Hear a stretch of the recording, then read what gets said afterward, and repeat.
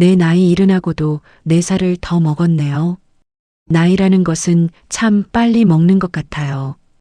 어제 70이었던 것 같은데 벌써 74이라니.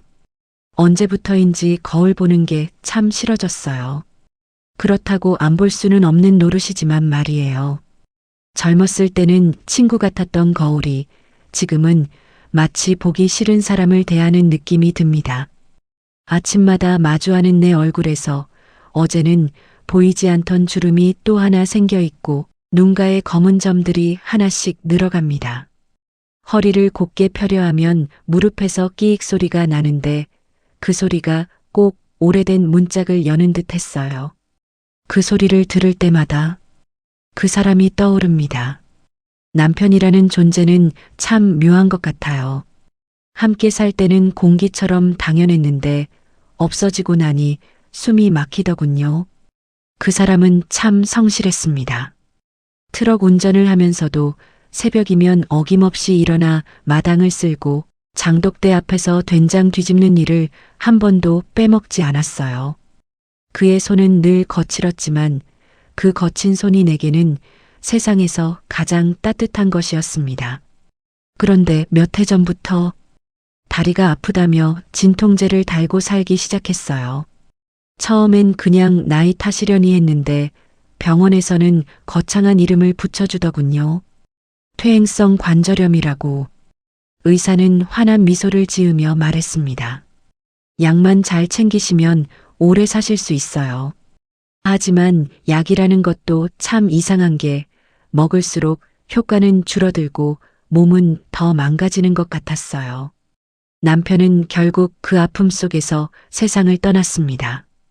죽음이라는 것 앞에서는 모든 사람이 같은 말을 하더군요.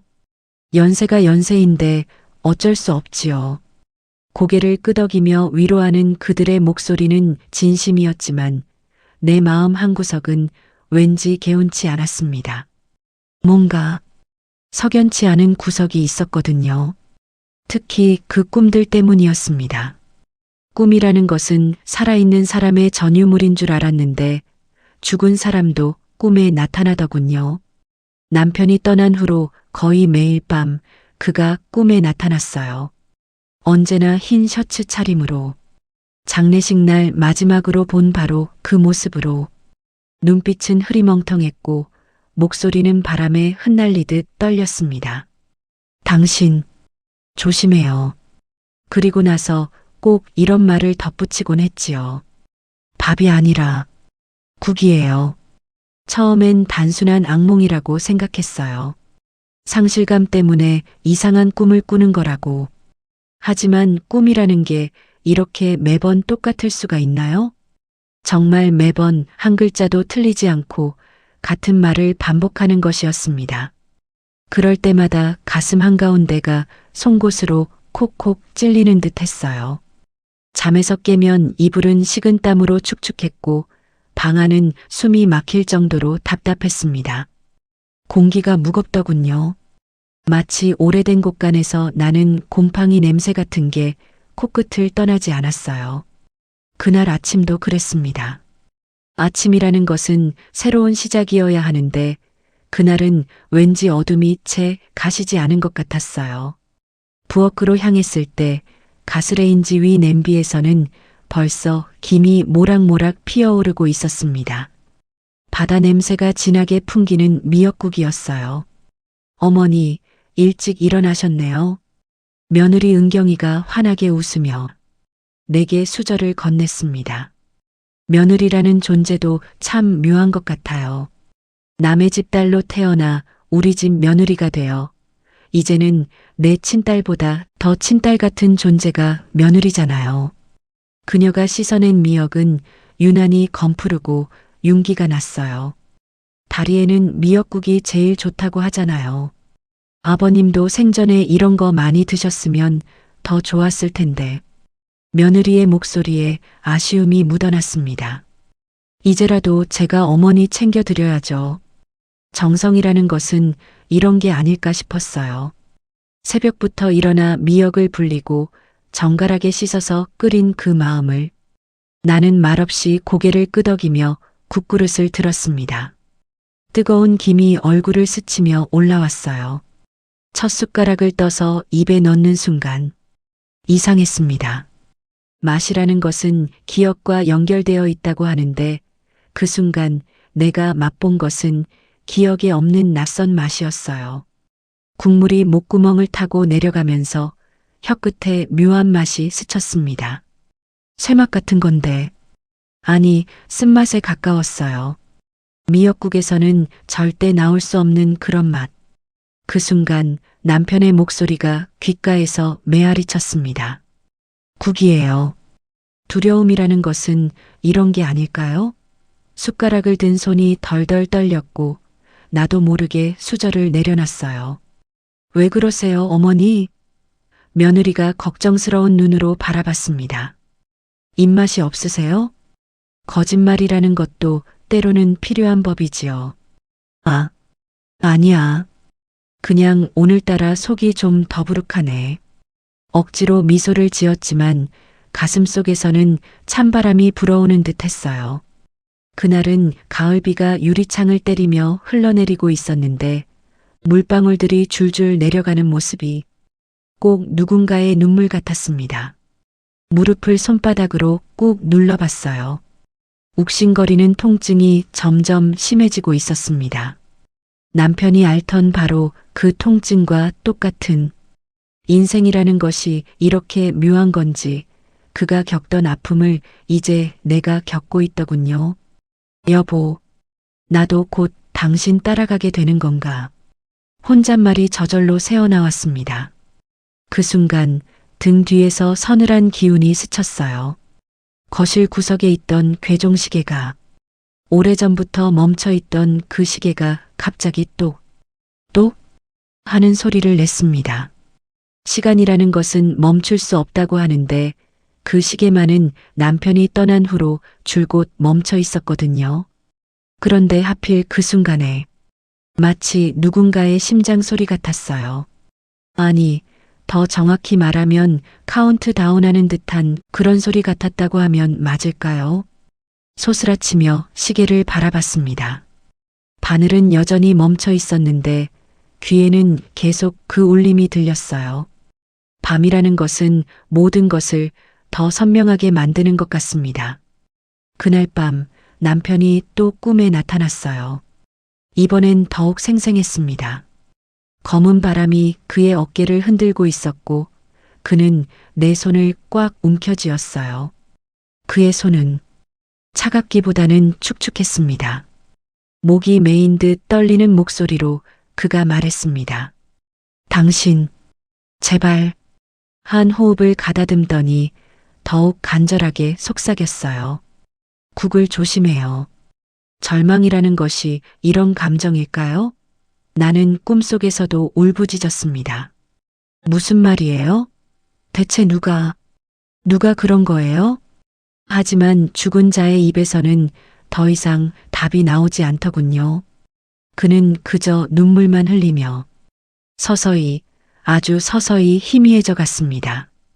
마치 물에 풀린 먹물처럼. 새벽이라는 시간은 모든 것이 가장 조용한 때입니다. 눈을 뜨니 2시였어요. 창밖에선 빗방울이 처마 끝에서 떨어져 마당 항아리를 때리는 소리가 들렸습니다. 이불 위로 또다시 식은땀이 번져 있었어요. 기도라는 것을 해본 지 오래되었는데 그날 밤은 저절로 두 손이 모아졌습니다. 여보, 내가 지켜낼게. 이번엔 놓치지 않을 거야. 창밖의 빗소리가 점점 거세져 갔어요. 마치 누군가의 울음소리처럼요. 아침 햇살이 오늘따라 더 고맙게 느껴집니다. 젊을 땐 그냥 당연한 것이었는데 나이 들어보니 매일 아침 창문으로 스며드는 그 빛이 얼마나 소중한지 알겠더군요. 그날도 옅은 금빛이 부엌 창호지 문틈으로 들어와 장독대 위를 스치고 있었어요. 항아리 옆에 핀 국화에서 은은한 향이 풍겨왔습니다. 나는 늘 그렇듯 이른 새벽부터 된장을 풀었어요. 나무 국자에 묻어난 짭조름한 향, 솥에서 피어오르는 뜨거운 김. 평생을 해온 일이라 그런지 그 냄새만으로도 살아있다는 게 실감이 났습니다. 일상이라는 것은 때로 가장 큰 위안이 되기도 하지요. 어머니, 또 새벽부터 일어나셨어요? 며느리 은경이가 부엌으로 들어왔습니다. 앞치마를 두른 며느리의 얼굴은 늘 단정했어요. 그녀는 언제나 얌전한 미소를 지었고 겉보기엔 흠잡을 데가 없었습니다. 나는 그 미소를 보며 안도하면서도 어쩐지 마음 한구석이 서늘해지는 걸 느꼈어요. 왜 그랬을까요? 그 미소가 너무 완벽해서였을까요? 은경이는 싱크대 앞에 서서 미역을 물에 불렸습니다. 검푸른 줄기가 물속에서 부풀어 오르는 모습이 마치 살아 움직이는 것처럼 흔들렸어요. 어머니, 어제 말씀드린 대로 오늘은 미역국 끓여드릴게요. 다리엔 미역이 참 좋다잖아요. 그 말은 다정했지만 내 귀에는 이상하게 명령처럼 들렸습니다. 혹시 내가 너무 예민한 걸까요? 나는 웃으며 대답했어요. 그래, 내 성의가 고맙구나. 하지만 속으로는 국물 속에 숨어 있을 무언가를 의심하며 목을 축이는 것도 조심스러웠습니다. 남편의 경고가 자꾸만 머릿속을 맴돌았거든요. 손주라는 존재는 참 신기한 것 같아요. 민재가 졸린 눈을 비비며 거실로 나왔을 때 그 아이의 목소리엔 세상의 때 묻지 않은 맑음이 담겨 있었습니다. 할머니, 좋은 냄새 난다. 나는 반가운 마음에 아이 머리를 쓰다듬었어요. 머리칼에서 갓 씻은 비누 냄새가 났습니다. 아이들만이 가진 그 깨끗한 냄새가. 그런데 바로 그 순간 은경이의 손이 휙 들어와 반찬 그릇을 치워버렸어요. 이건 애 입에 안 좋아요. 즐겨요. 나물 한 젓가락을 집어들던 내 손이 허공에 멈췄습니다.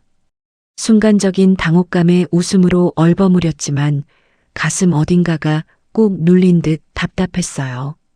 권위라는 것은 참 묘한 거더군요. 젊을 땐 당연히 내 것이었는데 나이 들어서는 서서히 다른 사람에게 넘어가는 것 같았습니다. 아들은 출근 준비로 분주했어요. 넥타이를 매며 말하더군요. 엄마, 오늘은 좀 쉬세요. 은경이가 다 할 거예요. 그 말은 살가운 듯 했지만 내 존재가 필요 없는 사람처럼 들렸습니다. 아들이라는 존재도 참 이상한 것 같아요. 어릴 땐 엄마만 찾던 아이가 결혼하고 나면 아내 편이 되어버리는. 나는 가만히 창밖을 바라봤어요. 빗방울 자국이 어제의 흔적으로 남아 있었고 거리에선 아직 젖은 흙냄새가 올라왔습니다. 겉으로는 평화로운 일상이었지만 내 가슴은 알 수 없는 불안으로 서서히 젖어들어갔어요. 의심이라는 것은 이런 거일까요? 한번 시작되면 모든 게 다르게 보이는. 식탁 위에 김이 모락모락 오르는 미역국이 올려졌습니다. 수저를 들려는 순간 남편의 꿈속 얼굴이 스쳐 지나갔어요. 눈물이 맺힌 눈동자, 떨리는 입술, 그리고 귓가에 맴도는 속삭임. 국을 조심해요. 나는 수저를 내려놓았습니다. 왜 그러세요, 어머니? 며느리의 목소리가 들렸어요. 혹시 입맛이 없으세요? 그녀는 미소를 지었지만 내 눈에는 그 미소가 어딘가 얇은 껍질 같아 보였습니다. 마치 그 안에 다른 무언가가 숨어 있는 것처럼. 나는 애써 웃으며 대답했어요. 아니야. 그냥 오늘은 속이 좀 부대끼네.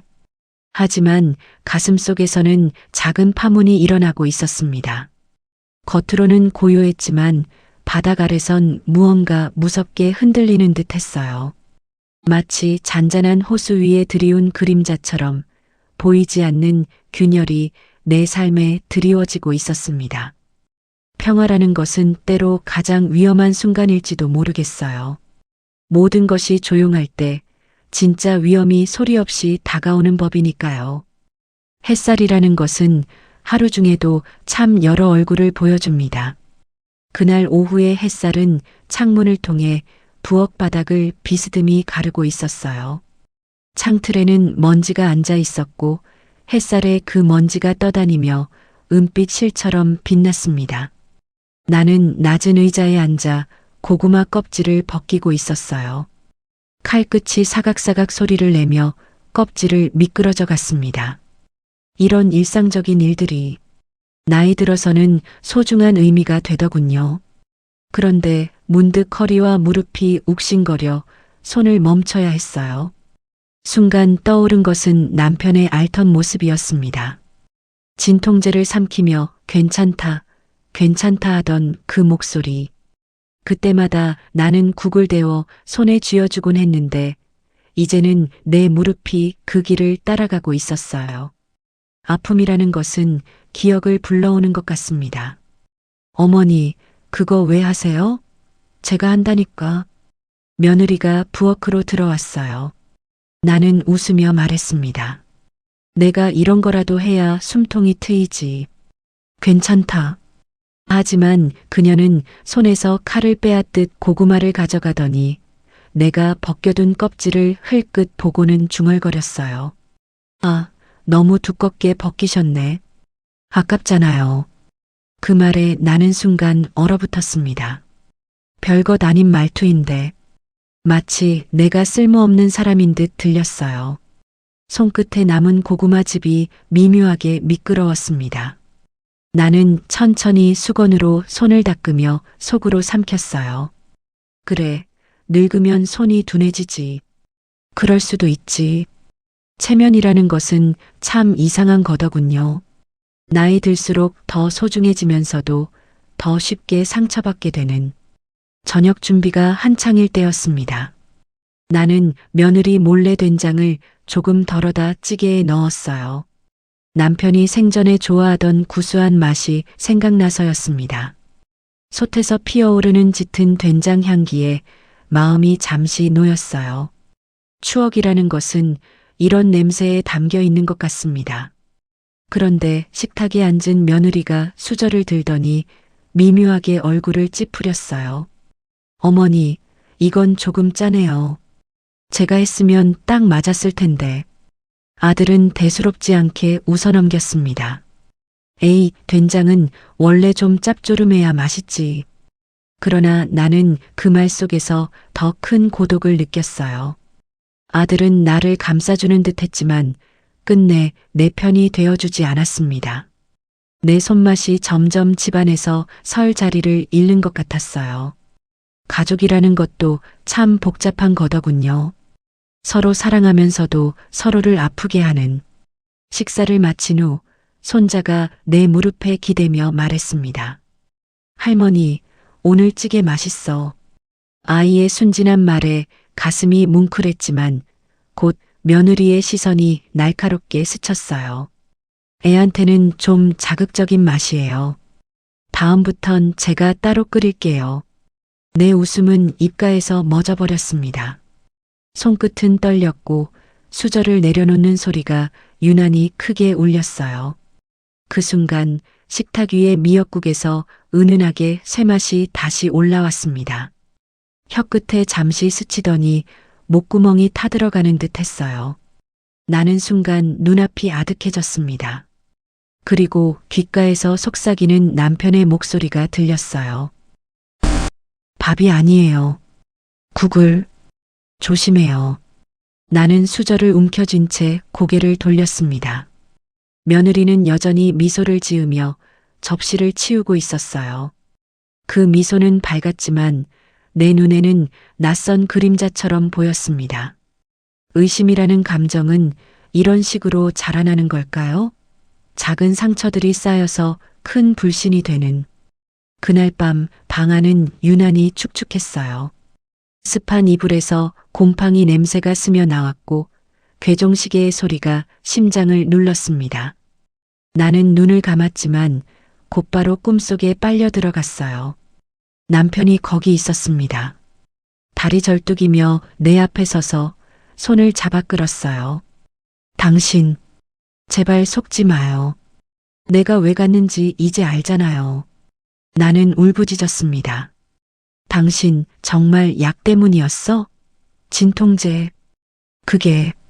남편은 대답 대신 고개만 끄덕였어요. 그리고 손끝으로 무언가를 가리켰습니다. 검푸른 바다 그 위에 둥둥 떠 있는 미역줄기. 진실이라는 것은 이렇게 서서히 모습을 드러내는 건지. 번쩍 눈을 떴을 때 창밖에서 빗소리가 들려왔어요. 천장에서 뚝뚝 떨어지는 소리와 함께 내 뺨 위에도 알 수 없는 물기가 흘렀습니다. 나는 몸을 일으키며 떨리는 목소리로 속삭였어요.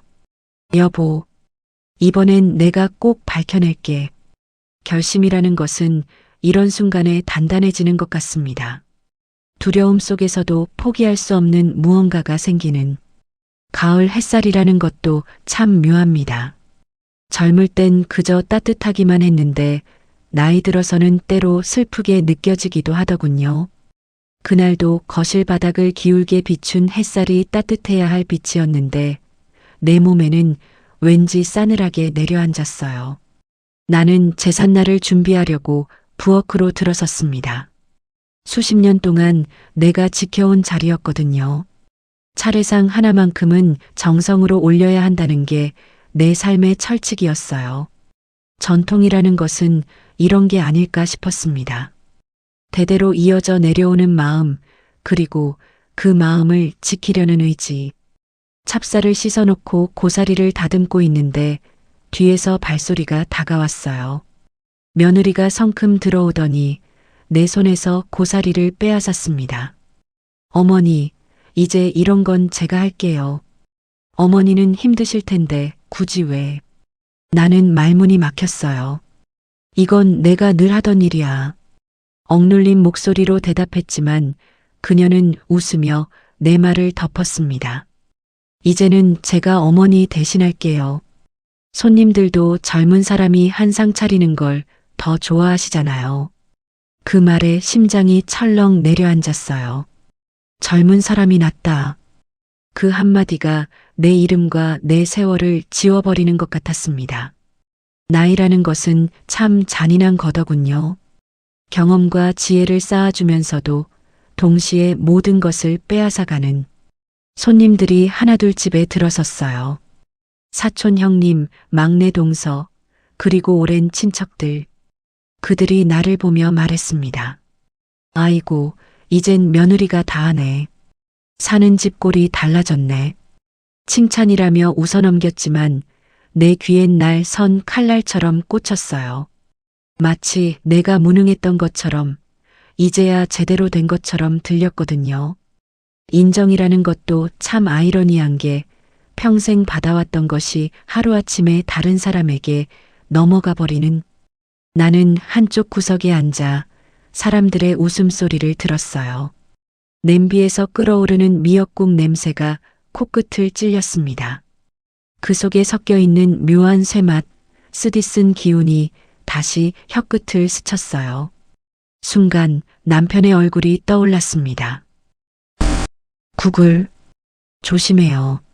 나는 고개를 저었지만 귓가에서 그 목소리가 맴돌았어요. 기억이라는 것은 이렇게 불길한 순간에 더욱 선명해지는 것 같습니다. 식사가 끝나갈 무렵 손자가 내 옆에 와서 속삭였어요. 할머니, 왜 오늘은 찌개 안 해? 난 할머니 찌개 좋아하는데. 그 말이 어찌나 고마운지 눈물이 핑 돌았습니다. 하지만 그 순간 며느리의 목소리가 날카롭게 끼어들었어요. 애가 어른들 앞에서 왜 그런 소리를 해? 입맛 버려. 나는 아무 말도 하지 못했습니다. 아들은 그저 손자 머리를 쓰다듬으며 웃고만 있었어요. 내 편은 아무도 없었습니다. 가족이라는 것이 이런 건지, 함께 있으면서도 이렇게 외로울 수 있는 건지. 밤이 되어 방 안에 홀로 앉았어요. 책장 위에 있던 남편 사진이 사라진 걸 그제야 알아챘습니다. 대신 그 자리에 아들 부부의 가족 사진이 놓여 있었어요. 사진 속 그들의 웃음은 환했지만 내 가슴에는 구멍이 뚫린 듯 허전했습니다. 추억이라는 것도 이렇게 쉽게 지워지는 건지. 나는 사진이 사라진 자리에 손바닥을 올려놓았어요. 차갑고 텅 빈 감촉. 그 순간 등 뒤에서 한기가 몰려왔습니다. 꿈인지 현실인지 모르게 남편의 목소리가 방 안에 울려 퍼졌어요. 당신, 벌써 내 자리도 당신 자리도 빼앗기고 있어. 눈을 떠야 해. 진실이라는 것은 이런 식으로 조금씩 모습을 드러내는 걸까요? 나는 눈을 감았습니다. 그리고 조용히 되뇌었어요. 여보, 내가 이제 뭘 해야 하지? 외로움이라는 감정은 이런 순간에 가장 깊어지는 것 같습니다. 모든 것을 잃어가면서도 싸워야 할 무언가가 있다는 것을 깨달을 때 말입니다. 비라는 것은 때로 운명을 바꾸는 것 같습니다. 그날은 비가 유난히 거세게 내렸어요. 지붕을 때리는 빗소리가 북소리처럼 울려 퍼졌고 창문은 바람에 덜컹거렸습니다. 나는 방 한쪽에 앉아 허리 담요를 무릎에 덮은 채 작은 성경책을 펼쳐놓고 있었어요. 글자들이 빗줄기에 흔들리는 듯 눈에 잘 들어오지 않았습니다. 기도라는 것은 이런 순간에 더욱 간절해지는 것 같아요. 뭔가 불안한 마음이 들 때면 저절로 손이 성경책으로 향하더군요. 그때였습니다.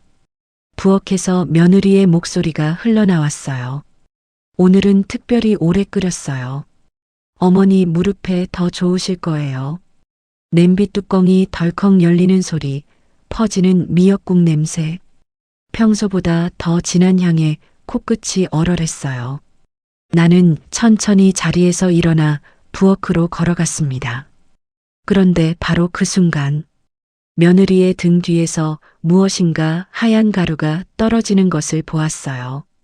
진실이라는 것은 이렇게 불현듯 모습을 드러내는 건지 그 순간이 평생 잊히지 않을 것 같았습니다. 가루는 순식간에 국물 속으로 녹아 사라졌어요. 그녀는 뒤돌아보며 환한 미소를 지었습니다. 어머니, 조금만 기다리세요. 곧 드실 수 있어요. 나는 말없이 고개를 끄덕였지만 심장이 쿵쾅거렸어요. 손끝이 차갑게 식어갔습니다. 내 눈앞에서 분명히 본 건데 아무 말도 할 수 없었어요. 의심이라는 것이 확신으로 바뀌는 순간이 이런 건지. 저녁 식탁에 앉자 김이 모락모락 올라오는 국그릇이 내 앞에 놓였습니다. 수저를 들려는 순간 국물 위에 흰 거품이 스르르 번졌어요. 보통은 금세 꺼져야 하는데 이상하게 오래 머물렀습니다. 나는 천천히 한 숟갈을 떠서 입에 넣었어요. 혀끝에 닿자 알 수 없는 쓴맛이 번졌습니다. 미역의 바다 냄새와 섞여 금속 같은 맛이 목구멍을 타고 내려갔어요. 속이 미묘하게 울렁거렸습니다. 수저가 손끝에서 덜컥 떨어졌어요. 공포라는 감정은 이런 순간에 온몸을 얼어붙게 만드는 것 같습니다. 어머니, 왜 그러세요? 괜찮으세요? 며느리의 목소리는 다급했지만 눈빛은 이상하게 반짝였어요. 나는 억지로 미소를 지으며 대답했습니다. 괜찮아. 그냥 갑자기 체한 것 같네. 연기라는 것도 때로는 살기 위한 방법이 되는 것 같아요. 들키면 안 된다는 본능이 저절로 거짓말을 만들어내더군요. 그날 밤 꿈속에서 남편이 또 나타났습니다. 비에 젖은 얼굴, 떨리는 손. 그는 내 앞에 다가와 손을 꼭 잡았어요. 당신, 내 다리 약도 그랬어. 그리고 지금 당신 국도 같은 거야. 나는 오열했습니다. 여보, 정말 내가 약 때문이었단 말이야? 그럼 나도? 그는 고개를 끄덕이며 눈물을 흘렸어요. 그리고 희미해지는 목소리로 속삭였습니다. 눈치챘다면 이제는 당신이 지켜야 해. 나는 꿈에서 깨어나며 비명을 질렀어요. 가슴은 숨이 막히듯 조여들었고 온몸이 땀으로 젖어 있었습니다. 시계를 보니 새벽 3시. 남편이 떠난 시간과 똑같았어요. 시간이라는 것도 이렇게 무서운 암시를 주는 건지. 우연이라기엔 너무 정확한 일치였습니다. 나는 방 한쪽 서랍을 열어 남편이 남기고 간 약 봉지를 꺼냈어요. 비닐봉지 속에 남아있던 약 몇 알을 손바닥에 올려놓았습니다. 흰 가루가 묻어있는 듯 희미하게 반짝였어요. 그리고 낮에 본 미역국 속 가루와 겹쳐졌습니다. 그 순간 내 등골을 타고 소름이 훑고 지나갔어요. 남편의 죽음이 지병이 아니라는 걸 이제야 알 것 같았습니다. 진실이라는 것은 이렇게 서서히 그리고 잔혹하게 모습을 드러내는 거였어요. 평생 믿고 살아온 것들이 한순간에 무너져 내리는 것처럼 모든 것을 잃어가면서도 싸워야 할 무언가가 있다는 것을 깨달을 때 그제야 진짜 삶의 의미를 알게 되는 것 같습니다. 증거를 찾아서 진실을 향한 발걸음. 새벽이라는 시간은 모든 것이 가장 조용하면서도 가장 선명한 때인 것 같아요. 이른 새벽 부엌 시계가 5시를 가리켰습니다. 온 집은 고요했지만 내 귀에는 심장이 쿵쾅대는 소리만 가득했어요. 나는 혼자 부엌에 앉아 전날 남편 약봉지를 다시 펼쳤습니다. 흰 가루가 묻은 듯 희미한 흔적, 손끝에 묻히니 까끌까끌했어요. 혀끝에 대지도 않았는데 씁쓸한 기운이 코끝까지 올라왔습니다. 여보, 이게 당신을 데려간 거였구나. 나지막이 중얼거리며 눈을 감았어요. 창문 밖에서는 새벽 안개가 골목을 덮고 있었습니다. 안개 냄새는 축축했고 그 속엔 녹슨 쇠 냄새가 섞여 있었어요. 남편이 떠나던 날 병실 공기에서도 맡았던 바로 그 냄새였습니다. 기억이라는 것은 이렇게 냄새와 함께 되살아나는 거더군요. 아침이 되자 며느리는 또 미역국을 끓였어요.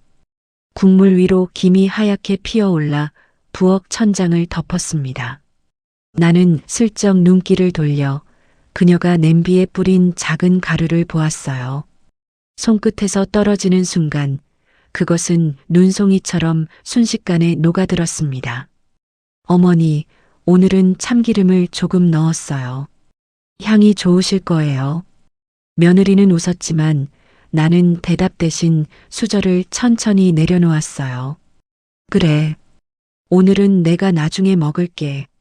그녀의 눈동자가 잠깐 흔들렸습니다. 의심이라는 것은 이런 순간에 확신으로 바뀌는 것 같아요. 그날 오후 나는 조심스레 외투를 걸치고 집을 나섰어요. 무릎이 욱신거렸지만 마음은 단단했습니다. 동네 약국으로 향하는 발걸음. 비가 내린 뒤라 골목길은 축축했고 흘길에 남은 무릉덩이가 발밑에서 철렁거렸어요. 용기라는 것은 이런 게 아닐까 싶었습니다.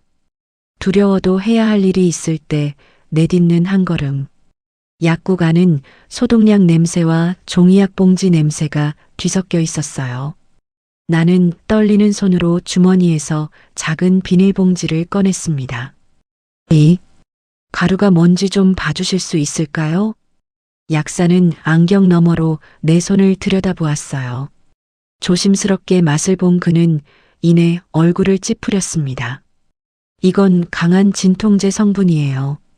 원래는 이렇게 가루로 섭취하면 안 되는데요. 오래 먹으면 간이 크게 상합니다. 순간 손끝이 얼음처럼 식어버렸어요. 남편의 꿈속 말과 내가 혀끝에서 느꼈던 쇠맛이 겹쳐졌습니다. 혹시 오래 복용하면 목숨까지 위험해질 수 있나요? 내 목소리는 바람에 떠는 갈대 같았어요. 약사는 잠시 머뭇거리더니 낮은 목소리로 말했습니다.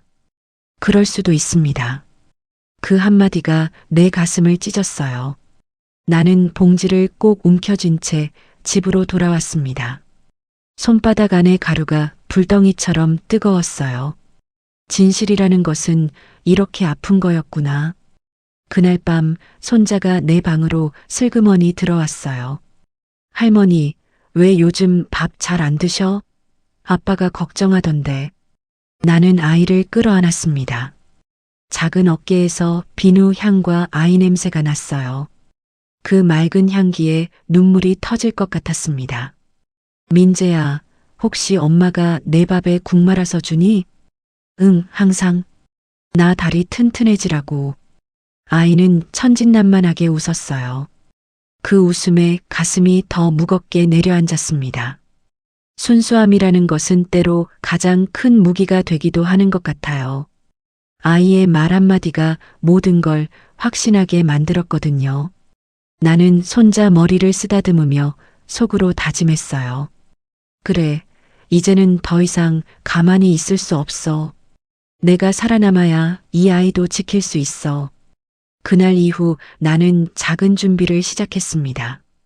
며느리가 건네는 국은 입술만 대고 흘려버렸어요. 그리고 몰래 남은 국물을 작은 유리병에 담아두었습니다. 장독대 뒤 오래된 항아리 밑에 숨겨놓았어요. 생존이라는 것은 이런 작은 지혜들로 이루어지는 것 같았습니다. 밤마다 다락방에 올라가 남편이 남긴 물건들을 뒤졌어요. 사진첩 사이에서 발견한 오래된 진료 기록, 병원에서 받은 진통제 처방전. 그 종이에서 약사의 말과 똑같은 성분 이름을 보았을 때 등골을 타고 번개처럼 한기가 내렸습니다. 남편의 죽음 그리고 지금 내 앞에 놓인 국. 모두 한 줄로 이어지는 것 같았어요. 나는 기도하듯 두 손을 모았습니다. 여보, 이제 알겠어. 당신이 매번 꿈에 나타난 이유. 내가 끝까지 밝혀낼게. 창밖에서 바람이 세차게 불어 창틀이 덜컹거렸어요. 그 바람이 마치 남편의 대답처럼 들렸습니다. 그래요. 당신이 해야 해요. 나는 눈을 감고 깊은 숨을 내쉬었어요. 그리고 조용히 결심했습니다. 이제는 더는 속지 않겠다고. 나의 자리, 나의 생명, 우리 가정을 위해서라도. 결심이라는 것은 이런 순간에 가장 단단해지는 것 같습니다. 모든 것을 잃을 수도 있다는 두려움 속에서도 꼭 지켜야 할 것이 있다는 걸 깨달을 때 말이지요. 저녁이라는 시간은 하루 중 가장 복잡한 감정이 교차하는 때인 것 같아요. 그날 저녁 거실 등은 유난히 밝았습니다. 형광등 불빛이 하얗게 번져 사람 얼굴을 더 창백하게 비췄어요. 식탁 위에는 오늘도 어김없이 미역국이 놓였습니다. 김이 모락모락 올라오며 공기 속을 눅진하게 채웠어요. 그러나 내 코끝엔 미역향이 아닌 쇠맛, 쓴맛만 감돌았습니다. 며느리는 평소처럼 공손한 미소를 지으며 국을 내 앞으로 밀었어요. 그 미소를 보며 문득 생각해 봤습니다. 언제부터 그 미소가 어색하게 느껴졌을까요? 언제부터 그 눈빛에서 진심이 아닌 다른 무언가를 읽게 되었을까요? 어머니, 오늘은 더 진하게 끓였어요. 드셔보세요. 그녀의 목소리는 여전히 다정했습니다. 하지만 내 귀에는 이상하게 공허하게 들렸어요. 마치 연기하는 사람의 목소리처럼. 나는 수저를 들지 않았습니다. 대신 손을 곧게 모은 채 그녀를 똑바로 바라봤어요. 내 가슴이 쿵쾅거리는 소리가 방 안에 울려 퍼지는 것 같았습니다. 은경아, 내가 먼저 한 숟갈 해보렴. 용기라는 것은 이런 순간에 필요한 거였구나. 평생을 살아오면서 이렇게 떨리는 마음으로 말을 내뱉어 본 적이 있었나 싶었어요. 순간 그녀의 얼굴이 굳어졌습니다. 그 찰나의 변화를 놓치지 않았어요. 마치 가면이 살짝 미끄러지는 것 같은 느낌이었습니다. 어머니, 무슨 말씀이세요? 저는 이미 맛봤어요. 하지만 그녀는 금세 다시 미소를 지었어요. 그 미소가 얼마나 애써 만들어낸 것인지 이제는 알 수 있었습니다. 아니야. 내 눈앞에서 해보라는 거다. 내 목소리에 힘이 들어갔어요. 손끝이 차갑게 식어갔지만 마음은 오히려 뜨거워졌습니다. 아들은 상황을 모면하려는 듯 웃었습니다. 엄마, 왜 그러세요? 괜한 오해 생기잖아요. 그 웃음을 보는 순간 가슴이 찢어지는 것 같았어요. 내 아들이, 내가 낳아 기른 아들이 이런 상황에서도 아내 편만 들고 있다니. 가족이라는 이름으로 가려진 진실이 얼마나 아픈 건지. 나는 한 호흡을 깊게 들이마신 후 주머니 속에서 작은 봉투를 꺼냈습니다. 흰가루가 담긴 약국에서 받아온 검증 결과. 손끝에 닿는 종이는 싸늘했고 그 위에 적힌 글씨는 칼날 같았어요. 봉투를 꺼내는 동안 며느리의 눈빛이 변하는 것을 보았습니다. 순간적으로 스치는 당황스러운 기색, 그리고 곧바로 다시 돌아오는 차분함. 이 모든 게 연기였구나 하는 생각이 들었어요. 나는 봉투를 식탁 위에 탁 놓았습니다. 이게 뭔지 아니? 내 목소리는 낮았지만 방안을 가르는 칼처럼 날카로웠어요. 평생을 살아오면서 이렇게 단호한 목소리를 낸 적이 있었나 싶었습니다. 증거라는 것은 이렇게 무거운 침묵을 만들어내는 거더군요. 방안이 갑자기 조용해졌어요. 시계 소리, 냉장고 돌아가는 소리, 심지어 숨소리까지 모든 게 멈춘 것 같았습니다. 며느리의 눈동자가 흔들렸습니다. 그 흔들림 속에서 나는 확신을 얻었어요. 내 의심이 틀리지 않았다는. 그러나 그녀는 곧 다시 미소를 지으며 수저를 들었습니다. 어머니, 이런 건 괜한 걱정이에요. 제가 일부러 해로울 게 뭐가 있겠어요.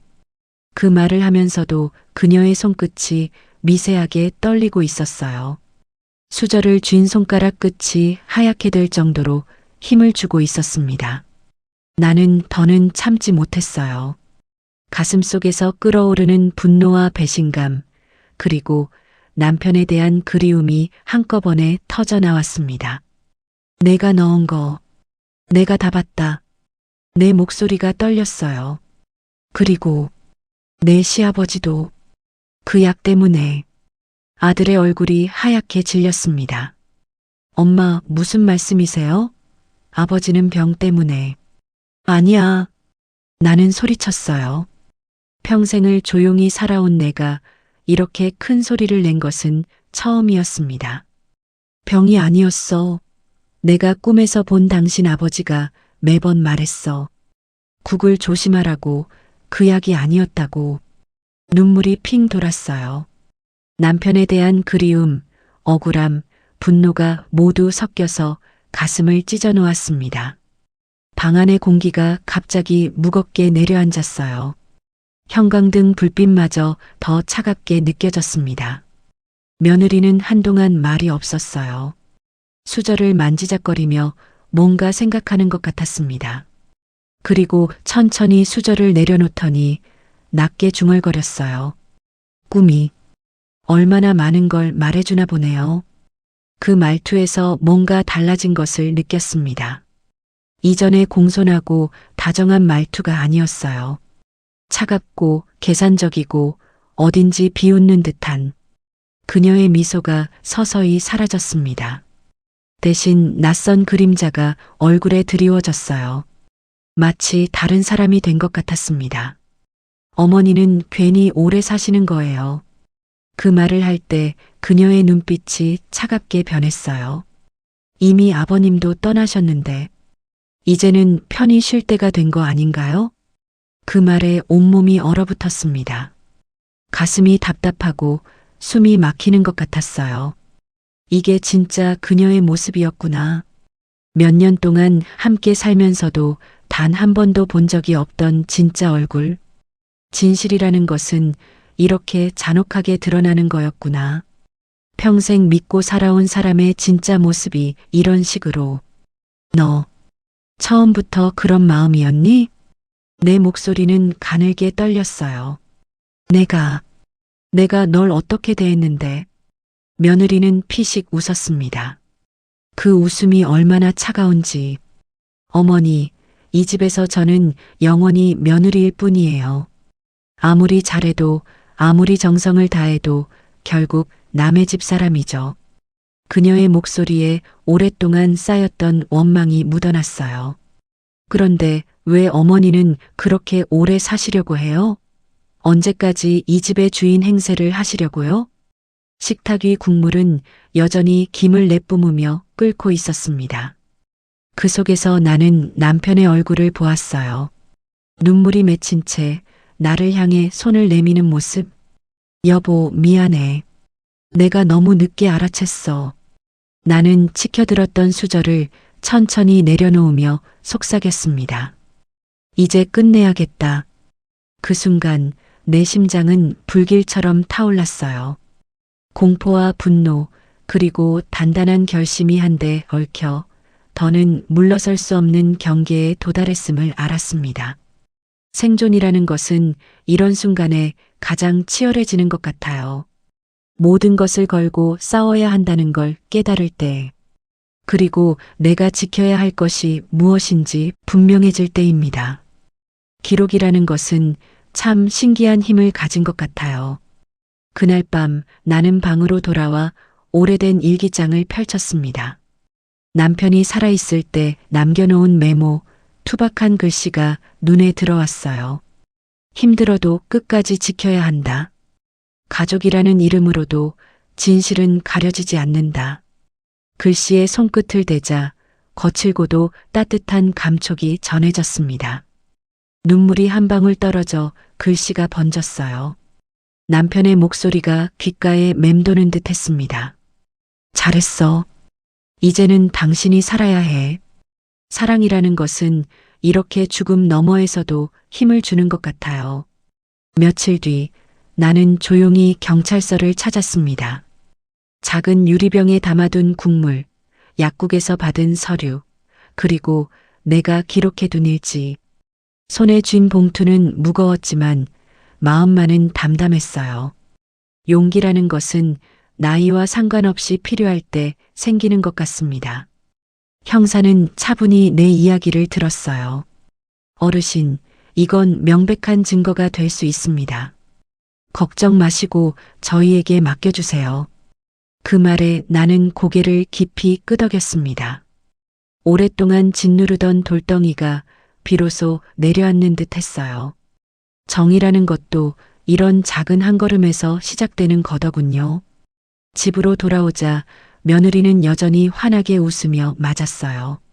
어머니, 오늘은 밖에 나가셨어요? 무릎은 괜찮으세요? 그 미소가 이제는 두렵지 않았습니다. 나는 천천히 그녀를 바라보며 말했어요. 그래, 내 덕분에 많이 좋아졌구나. 하지만 사람이 오래 살다 보면 좋은 것도 나쁜 것도 다 드러나는 법이란다.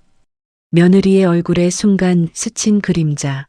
나는 그 표정을 마음속 깊이 새겨 넣었어요. 지혜라는 것은 이런 순간에 빛을 발하는 것 같습니다. 오랜 세월 겪은 일들이 모두 힘이 되어주는 밤이 깊어졌습니다. 창문 너머로 바람이 스며들어 커튼을 흔들었어요. 차가운 바람 속에 섞여 희미한 국화향이 났습니다. 남편이 좋아하던 향기였어요. 나는 창가에 앉아 별빛을 바라보았습니다. 멀리서 반짝이는 작은 불빛들, 그 속에 남편의 미소가 겹쳐 보였어요. 여보, 당신이 지켜준 덕분에 나는 아직 살아있어. 속삭이듯 말하자 바람이 커튼을 스치며 대답하는 듯 했습니다. 이제 나는 압니다. 사람의 마음이란 겉모습으로 알 수 없다는 것을. 그리고 늙었다고 약해졌다고 해서 세상 모든 걸 내어줄 필요는 없다는 것을.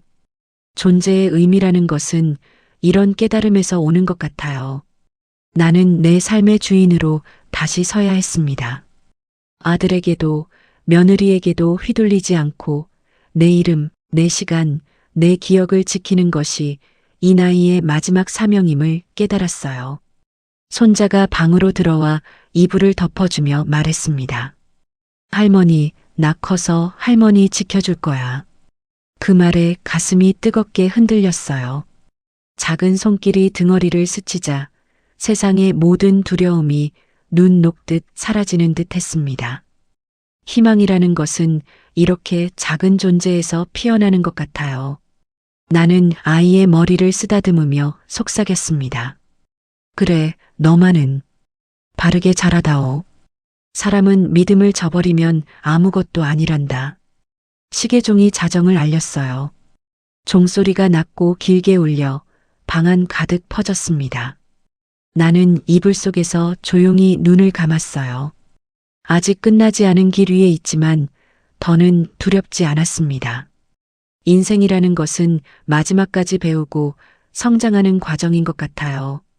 이른이 넘어서도 새로운 용기를 발견하고 진실을 위해 싸울 수 있다는 것을, 살아남은 자의 몫은 진실을 드러내고 지혜를 나누는 것.